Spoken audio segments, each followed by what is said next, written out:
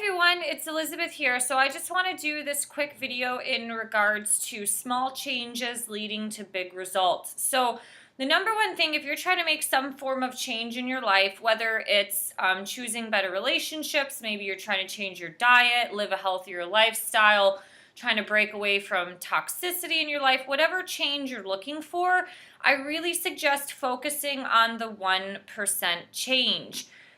In America, we are so over bombarded with marketing and consumerism and everything being so fast because of technology that I think a lot of people want change to happen really, really fast. Now, the one thing that I've learned as a health coach and a fitness professional, especially being trained by certain companies and leaders within the fitness industry, is that when we're looking to coach a client, especially with some clients like a morbid obesity that are anywhere between 300 and 500 pounds, is that they have a mountain of changes that they want to make. And that also includes losing and dropping a lot of weight. But really, the reality is the best success is working on those micro mini goals and the 1% change. So obviously somebody who is morbidly obese is going to have to make a lot of changes in their lifestyle, and that includes diet, probably sleep, their psychological state, their actual human movement. And a lot of times people, especially in this country, because we are so extreme, we tend to go from couch to like driving 60 miles an hour in a car, or that was a bad example, but kind of from couch to changing everything, or going from 0 miles an hour to 60 miles an hour in a car in 3.5 seconds. Like only a race car does that, not a lot of normal traditional cars that we drive. So that was kind of my, I guess, analogy there. One example I'll give is I started rock climbing in January, and obviously, I guess naturally I wanted to improve in rock climbing, but I just kind of took it as like a fun thing. I did it as part of my healing post-divorce. I had some friends that kind of invited me to try it, and it really helped me get back into my body, and I just kind of fell in love with doing rock climbing. I find that it's similar to biking or walking. Like there is some form of meditation that happens in motion, and there's some sort of flow that's happening in your brain that really helps you overcome a lot of things in life, because you are trying to figure out a problem on the wall, and that is very symbolic to overcoming problems in your life. So the reality is, like, going from a newbie to trying to climb like V4, V5, that takes a long time. A lot of people want to do that really quickly, like within 3 to 6 months, or they want to become as good as their friends. And that's really unrealistic, especially if you're only going to climb 1 to 2 days a week, unless you dedicate your entire life to this and actually do a lot of training that is specific to rock climbing. Like, these things are unrealistic. So I just kind of went into it with, like, let's do 1% changes, not really, rating how I've climbed through the year. It's like, oh, in 3 months I progressed to V1, and in 4 months I progressed to V2. I didn't really do that, but I just noticed naturally, like intuitively, I've noticed that I've changed or gotten stronger, or things are really easy now, and I have to start challenging myself on either certain holds or certain problems. And so I'm sharing that example because it is a non-obsessive way to go about making some form of change in your life with whatever that is. Experts and research has shown that small changes lead to big results. Most people who are trying to change everything at once tend to they're a little overzealous, and they tend to get too excited about these things, and there's so many changes that are happening at once that they end up dropping out or failing at it because they're not satisfied with the results that they're seeing.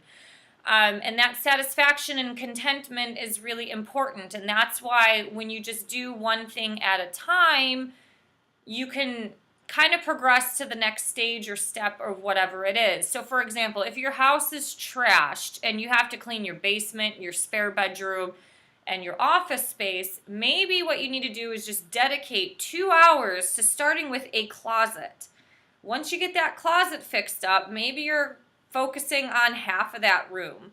And then eventually you'll get to the whole room, or you move from the closet and then you clean the desk. And then once the desk is clean, then you can, clean out other cabinets and things like that, or move on to the next room. So, try when you're looking at changes in your life. I mean, you can write out tiny little goals. So, for example, if you're trying to lose weight, maybe select 3 to 4 things that you need to change about yourself. Maybe you need to drink more water. Maybe you need to decrease eating fast food. Maybe you need to actually increase your exercise regimen, or how many minutes of exercise you do a week. So try to start with one of those things. The easiest out of that would be drinking more water. It's like, how can you drink more water throughout the day? Maybe every time you get up from your desk, you're going to the drinking fountain, or you're taking a sip from your bottle, or something. Every time you click the save button on a Word document, you drink water. You're just trying to build a habit and a routine that is making a small, tiny change that you can progress with, but also make a habit when you go through your life. So I think what I'm trying to get at here in this video is, with the holiday season coming up, a lot of people tend to go overboard, and then they go overboard in the beginning and they get burnt out. Nothing happens quickly. Okay, maybe nothing is too strong of a word. Most things in life don't happen rapidly and quickly.